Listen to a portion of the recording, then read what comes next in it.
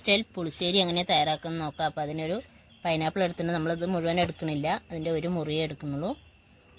അപ്പോൾ ഇത് ആദ്യം മുറിച്ചെടുക്കാം. പൈനാപ്പിൾ ചെറിയ കഷ്ണങ്ങളായി മുറിച്ചെടുക്കുന്നത് വെള്ളം ചേർത്ത് വേവിച്ചെടുക്കാം.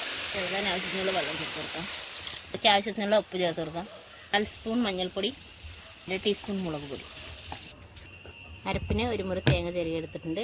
1/2 സ്പൂൺ മഞ്ഞൾപ്പൊടി, 1 ടീസ്പൂൺ ചെറിയ ജീരകം, എരിവിന് ആവശ്യമുള്ള പച്ചമുളക്. അപ്പോൾ അത് അരച്ചെടുക്കും. പൈനാപ്പിൾ കഷ്ണങ്ങൾ വെന്തിട്ടുണ്ട്. അപ്പോൾ അതിൽ നിന്ന് കുറച്ച് അരച്ചെടുക്കാൻ വേണ്ടിയിട്ട് കുറച്ച് പൈനാപ്പിൾ എടുത്ത് മാറ്റി വെച്ചിട്ടുണ്ട്. അരപ്പ് ചേർത്ത് കൊടുക്കാം. തേങ്ങ അരച്ചത്,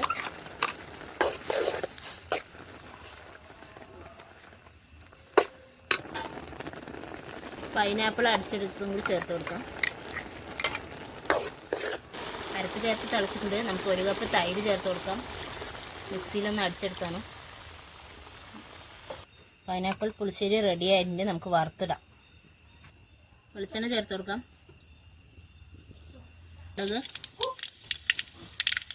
കറുവപ്പട്ട, പച്ചമുളക്,